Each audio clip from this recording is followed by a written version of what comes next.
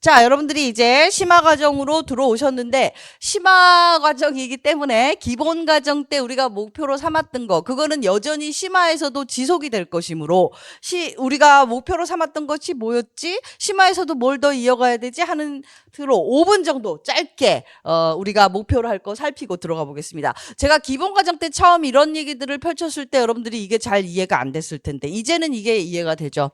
면접 시험의 핵심 포인트는 뭐예요? 요거죠. 요거 아직 안 잊어버렸죠? 논리적 사고 과정. 객관식으로 체크하지 못하는, 내 눈앞에서 확인하겠다. 뭐를? 논리적 사고 과정을 안정적으로 운영할 수 있는 친구인가 그렇지 않은가. 그렇죠? 요게 포인트고, 그 다음에 요거는 이제 블라인드 안 하는 학교, 그러니까 블라인드 하는 학교에서는 요것만 보고, 블라인드 아닌 학교들은 요거까지 들어간다 그랬죠. 이제 오늘부터 요것도 들어갈 거예요. 인성. 여러분들이 이제 심화 때부터 제가 연습한다 그랬죠. 그래서 여기서는 열의 목표 의식은 뭐 물어본다? 딱 3가지. 지원 동기, 자기소개, 그 다음에 마지막으로 하고 싶은 말. 그렇죠? 그래서 이거는 이제 여러분들이 준비돼야 하기 때문에 오늘은 이런 건 안 물어볼 거예요. 근데 제가 이제 이거 준비해 오세요 하면 여러분들이 준비해 주셔야 돼요. 30초 보전, 1분 보전 준비해가지고 암기해서 암기하지 않은 듯 말하는 훈련 해야 되는 부분이고, 그 다음에 죄송해요. 이어갈게요. 그 다음에 인적성 소양. 여기는 이제 이 인적성 소양의 문제점은 뭐냐면 돌직구로 날라온다는 거. 직문직답으로. 앉자마자 뭐가 날라오는데, 인적성 문제는 그래서 많이 제가 수업 때도 다뤄드릴 거고, 스탠다드한 틀들은 수업에서 다뤄드릴 거고, 스터디 하시면서도 계속 인적성 우리 학교 관련된 나왔던 문제들은 한 번씩 다 점검을 해봐야 돼요. 이게 앉자마자 돌직구에 당하는 그런 상황을 유발할 수 있기 때문에, 그러면 내가 준비했던 것까지 멍해지면서 잊어버리는 거예요. 난타당하기 때문에. 그래서 위험 요소예요. 인적성은. 준비를 하면 좋은데 아주 확 살아날 수 있고, 준비 안 해서 당황해지게 되면 내가 이 준비한 제시문 답변까지 흐트러뜨리는 아주 결정적인 변수로 작동할 수 있어요. 그래서 이 부분을 염을 해야 되고, 소양 같이 같은 맥락. 요거는 이제 여러분들이 법조인이 되기 위한 기본적인 소양, 사회적 책무에 대한 이해, 이런 것들이 있는가와 아울러서 들어와서 선생님들이 묻는 이유는 들어와서 서로 경쟁하는데 짓밟지 않고 협력해서 공부해낼 수 있을 것인가. 이건 되게 중요한 요소예요. 선생님들은 별의별 케이스를 다 봤단 말이에요. 그동안에. 그렇기 때문에 제일 경계하는 게 변시 시험에 문제가 되는 건 서로 경쟁률이 심해져서 짓밟는 그런 구도가 만들어지는 것이에요. 서로 선의의 경쟁으로 협력하는 구도를 굉장히 중시 여기기 때문에 실제로 많은 문제들이 일어나고 있어요. 얘기를 들어보면요. 그렇죠? 그래서 그런 부분들 선생님들이 걸르기 위한 용도라고 보시면 되겠고, 질문 양태는 이제 시립대 직문직답 빼고 나머지 학교들은 자료 제시형 형태고, 토론하는 학교들 지금 토론형으로 들어오고 있고, 3대1 면접이 주를 이루지만 토론하는 학교도 있고, 그 다음에 약간 토론이 변형된 제주대나 충남대 같은 형태, 그래서 섞여 있는 그런 형태도 있고 하기 때문에 그런 부분들을 유념해서 이제 여러분들 학교 정해지면 학교 패턴에 따라 조금 더 보기로 하고, 그 다음에 그 면접 접근 팁에서는 가서 내 머리 인지적 특성 보여야 되는 거죠. 내 머리에서 뭘 보인다? 논리적 사고 과정. 그렇죠? 그 다음에 정의적 특성 보이는 거죠? 뭐죠? 성정이 뭐예요? 감정 컨트롤 하는 거. 자세라든가 이런 것들. 그러니까 자세 중에서도 표정이라든가 급 당황했을 때 상황 처리 해내나 못해나 이런 것들, 흥분하고 막 울고 이런 것들 다 안 되는 거죠. 그렇죠? 그다음에 신체 컨트롤, 이거 여러분들 지금 연습하고 있고, 그다음에 태도, 그래서 뭐뭐 주의해야 된다 그랬죠. 이제 인사 여러분들 몸에 거의 뱉고요. 그다음에 시선, 그렇죠? 팔다리 컨트롤하는 거. 그다음에 상황 처리 멘트 이제 여러분들이 잘 쓰고 있어요. 요것만 잘 써도 차별화된다. 상황이 발생하면 어떻게 하기로 했더라요? 사과드린다. 그 다음에 무슨 상황이 발생했는지 고지한다. 그 다음에 요청드린다. 정중하게. 3가지가 원리죠. 거기에 따라 여러분들이 논의 펼칠 수 있고, 그 다음에 문제를 아주 정형화해서 구분하면 쟁점형 이거야 랑 어찌어찌 하오리까랑 2개라고 볼 수 있죠. 크게 구분하면 그 흐름에 따라서 따라 들어가고, 그 다음에 그 구도는 똑같다. 논리 계단에 따라 들어가죠. 이해 분석하고, 그 다음에 추론해서 논리 구축하고, 방어, 그러니까 반박 재반박, 그 다음에 적용. 계단으로 알고 있는 거 5계단. 그 다음에 이 5계단을 다 이해한 다음에, 그럼 문제는 몇 단계를 지금 묻고 있지? 파악하기로 했었죠. 그냥 문제만 쏙쏙 답을 단답형으로 하게 되면 어떻게 된다? 난타당한다. 논리 일관성을 확인을 선생님들이 하시는 거기 때문에 개별 지식을 묻는 게 아니기 때문에.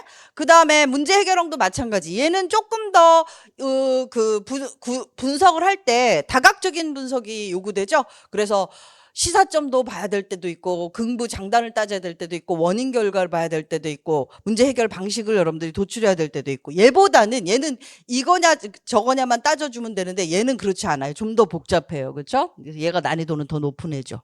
이거는 그냥 사생 결단이에요. 이게 옳으냐 그르냐 하고 양쪽의 장단만 따져서 비교 우위 열이만 만들면 되지만, 이거는 여러 가지가 함축돼 있을 수 있어요. 그리고 추가 압박도 많이 들어오기 때문에 이 연습이 더 어려운 형태로 더 많이 들어가야 되겠죠. 그 다음에 아까 단단만 찾으면 안 되고 문제의 논리적 전모를 파악을 해야 된다. 계단을 따라 오르락내리락 파악을 해야 되고, 그 다음에 이제 심화 때부터는 우리가 기본 때는 상황 처리 멘트 하느라고 제가 여기를 많이 요구를 안 했는데, 이제 논의전개사 들어오면서 주장문은 잘 만드는데 두괄식으로 논거 쓸 때 개념화 범주화, 그렇죠?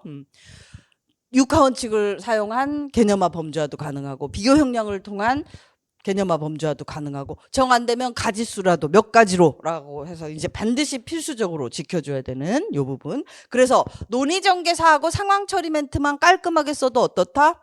굉장히 차별화된다. 왜? 답은 다 어떻다? 다 틀린다, 친구들이. 그래서 형식이라도 정확하게 갖춰주면 엄청난 차별화가 나온다. 그렇죠?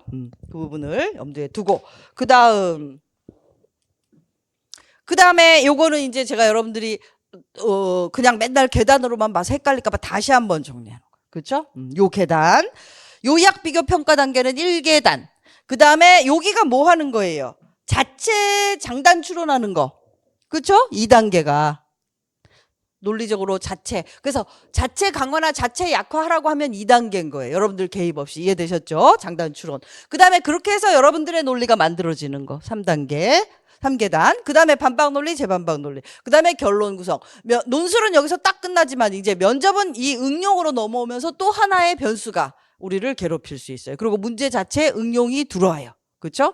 이 부분 염두에 둬야 되고, 그래서 이 계단을 우리는 여러분들 머릿속에는 요렇게 해서 착착착 오르내리는 계단 형태로 이해해 놔야 되겠고, 그 다음에 주제 여러분들이 이제 기본적인 거는 많이 깔렸어요. 기본 수업하면서.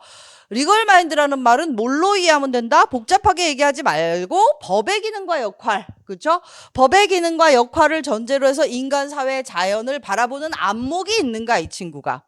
다시 말해 법이라는 안경을 끼고 인간을 바라고, 법이라는 안경을 끼고 사회, 자연을 바라보는 안목이 있는가. 그냥 내 눈으로 바라보는 게 아닌 거예요. 그렇죠? 안경 끼고 바라보기, 이렇게 생각하면 되겠죠. 그렇죠? 그 다음에 그 법의 기능과 역할을 전제로 했을 때 여러분들이 1차적으로 꼭 이해해놔야 될 것이 이 규범의 관계.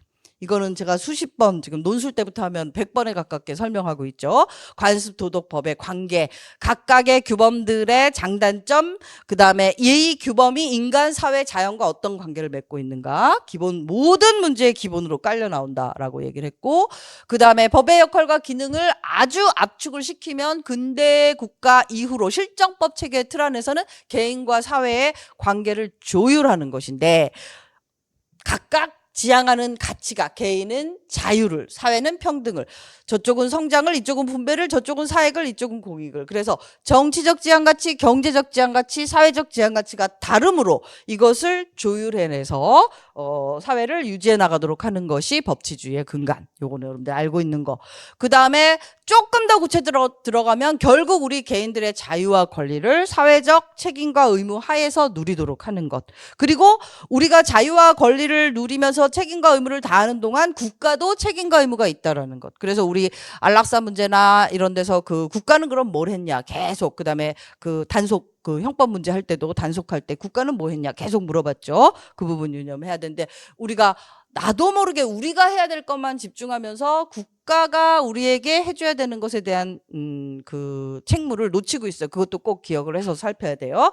그 다음에 여기에 변수로 작동하는 애들이 우리들의 관계, 그리고 자본기술. 근데 요게 이제 어디서 등장을 했고 어떤 문제를 일으켜낸다는 것인가, 요게 제가 심화에 이제 중요한 지점이 될 거다. 여러분들이 기본 판을 이해를 했기 때문에. 그래서 이 모든 것들을 여러분들이 이해하기 좋게 동그라미로 정리한 게 요거죠. 그래서 이제 이 동그라미로 우리가 논의를 펼쳐 갈 건데 여러분들이 인간의 그런 어떤 법에서 바라보는 인간의 특성 왼쪽 동그라미로